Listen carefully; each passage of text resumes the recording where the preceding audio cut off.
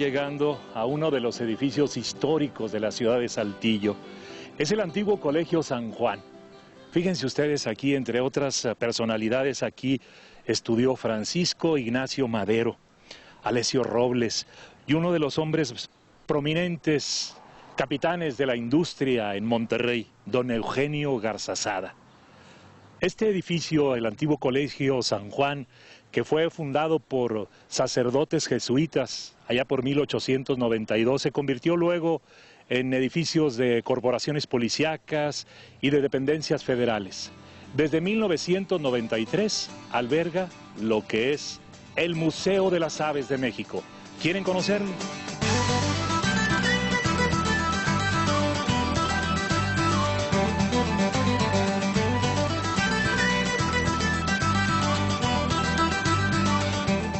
Pues estoy aquí en los jardines de este hermoso edificio que hoy da cabida a lo que es el Museo de las Aves de México.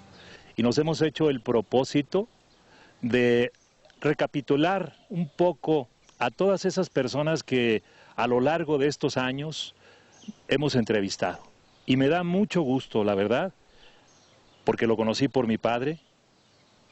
La persona que voy a presentarles a ustedes es don Aldegundo Garza de León, que me da de verdad mucho gusto, don Aldegundo, platicar con usted. Para mí también es un gusto y es un grato recuerdo, pues rememorar aquellos programas que con don Horacio tuvimos la oportunidad de hacer. Efectivamente. Quiero decirles que don Aldegundo es el ornitólogo más importante de México. Bueno, uno de los más importantes del mundo. Así, nada más, ¿verdad? Porque yo sé que a usted lo llaman de muchas partes del mundo para clasificar las aves, para determinar pues la forma de vida de cada una de ellas y de todo eso. Y este museo pues ha sido creación suya. Bueno, primero, muchas gracias por la oportunidad, como decía hace un momento, de recordar aquellos programas de reportajes de Alvarado que con don Horacio hicimos hace allá por el año 84, o sea que estamos hablando de 25, 26 años quizá, y que fue una oportunidad maravillosa para compartir con muchas gentes, con todos los televidentes de ustedes, lo que son las aves, cómo se comportan, cómo viven y por qué ejercen esa fascinación tan grande sobre nosotros los seres humanos. Así es. Bueno, ¿cómo le nació esto de capturar, disecar, clasificar las aves? ¿Y desde cuándo fue esto? Fue una circunstancia de vida, seguramente mucho de esto se lo debo a mi padre, que desde muy niño me dio la oportunidad de salir con él al campo, de recorrer algunos lugares cercanos a Saltillo. Tenía yo muy pocos años, alrededor de 5 o 6 años, mis primeras salidas con él. De hecho, recuerdo que todavía me llevaba él de la mano, era yo un niño, ¿verdad? Y a partir de ahí empecé a aficionarme cada vez más a las aves, a entender un poquito qué diferencias había entre unas y otras en su comportamiento, en su distribución, y algo muy simple, muy sencillo, ¿verdad?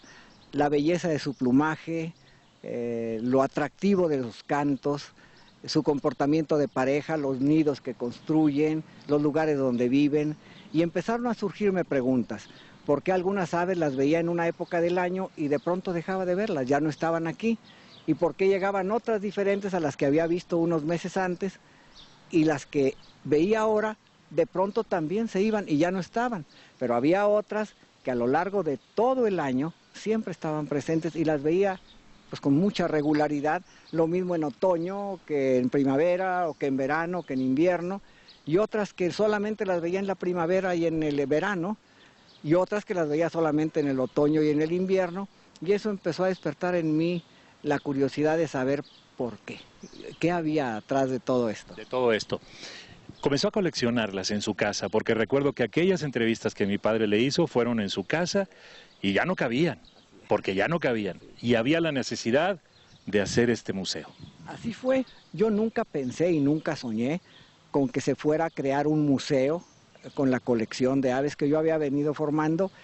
Mi propósito de vida era sencillamente que las personas conocieran las aves, que aprendieran a quererlas, que queriéndolas desarrollaran el deseo y el interés de conservarlas, y el museo se fue dando de una manera muy natural, muy sencilla. ¿Cuántas son las piezas que tiene actualmente, don Aldegundo, aquí en este museo?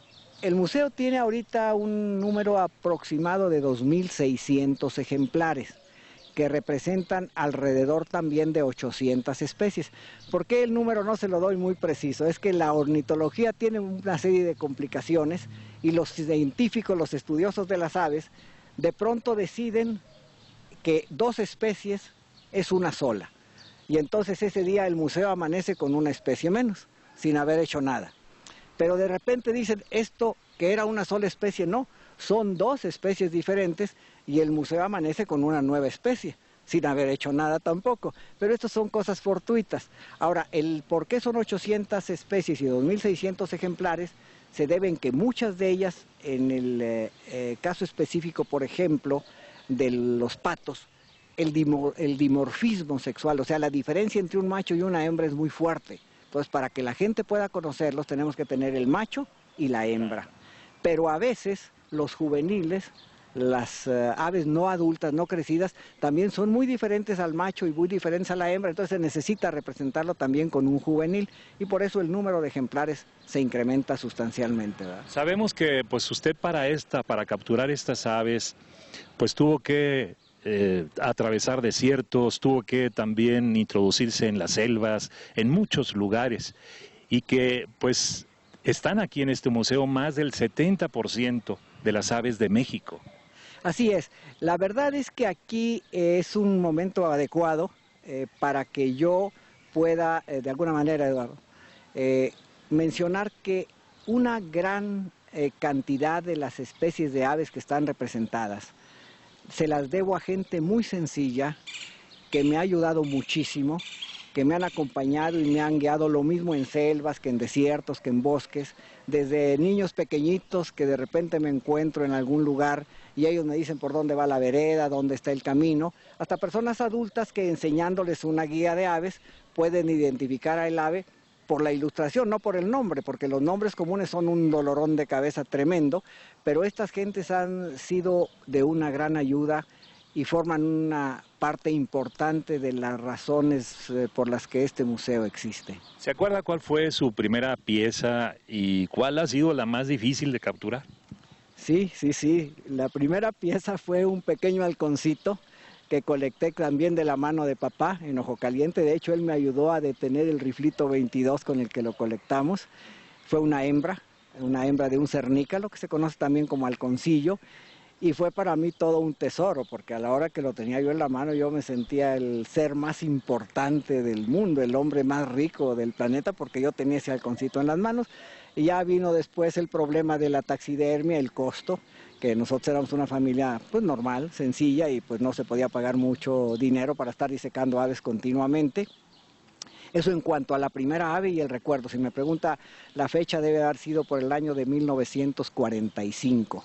Ese fue el primer ejemplar que yo colecté y pude disecarlo. Pude pagar porque lo disecaron, ¿eh? Me imagino, don Aldegundo, que quizá la pieza más difícil ha haber sido el colibrí, porque pues vuela tan rápido y no sé. Bueno, en cuanto al tamaño de la avecita, sí realmente es complicada, pero las costumbres del colibrí le hacen que no se vuelva tan difícil porque se tiene que acercar al libar en las flores de donde se alimenta, y si uno busca un lugar que esté florido, donde haya muchas plantas en floración, con cierta facilidad puede uno llegar a donde está ese colibrí. Ahora, en cuanto al ave más difícil, aquí en el museo lo saben muchas gentes, de mi familia también, porque fue una locura que me vino a la mente hace, no sé, alrededor de 10 años, 11, que me propuse colectar una grulla colorada. Es una grulla con un plumaje manchado, sucio, y que la diferencia de toda la parvada, y además es una especie tremendamente bien dotada, sumamente inteligente, con una vista muy aguda, con una capacidad de vuelo muy grande, y me hizo andar detrás de esa ilusión por prácticamente 8 años. Bueno, dentro de todo esto, pues siempre se ha dicho, ¿no? Hay mitos y realidades, como en muchas de las cosas, ¿no? Se habla, por ejemplo, del halcón peregrino. Lo recuerdo en aquella entrevista que papá le hizo, que decía que volaba a no sé cuántos kilómetros por hora. Sí, así es. Bueno, esto es de las realidades porque esto está perfectamente documentado. Inclusive, esto lo comenté con don Horacio hace 25 años y lo puedo volver a mencionar ahora, la revista National Geographic, en uno de los artículos, de los varios artículos que le ha dedicado a los halcones peregrinos, lo tituló ese en particular como la máquina de matar más perfecta que ha diseñado la naturaleza. Y lo tituló así porque se trataba ni más ni menos, ¿verdad?, que del ser viviente que por sus propios medios alcanza las más altas velocidades. Y ese es precisamente el halcón peregrino, que es una de las aves preferidas por los cetreros, por las personas que cazan con halcones.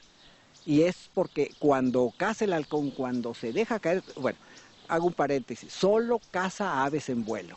No caza un ave que está posada o en una rama o en el piso o un conejo, no, no, no. Él caza solamente aves volando. ¿Y cuál es la velocidad, don Aldemundo? Puede llegar a alcanzar velocidades de 250, 300, 350 kilómetros, dependiendo en qué dirección esté soplando el viento y la distancia que él tiene que recorrer hacia donde está el ave o si donde va volando el ave que él va a cazar.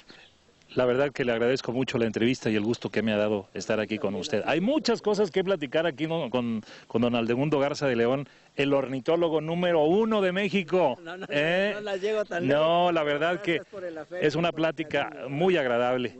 Muchísimas gracias. No, bienvenidos y ojalá que esta sea una de tantas veces que podamos platicar y comentar un poquito con ustedes. Por una parte, los recuerdos gratísimos de don Horacio, para que le pido que le mande un saludo con todo mi afecto y todo mi respeto y mis mejores deseos para él.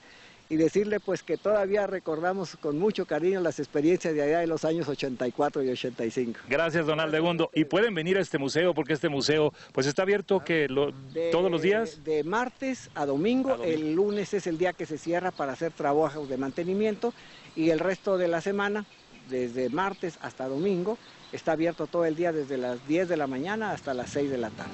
Muy bien, vale la pena. Voy a continuar con más reportajes de Alvarado, Saltillo, Coahuila.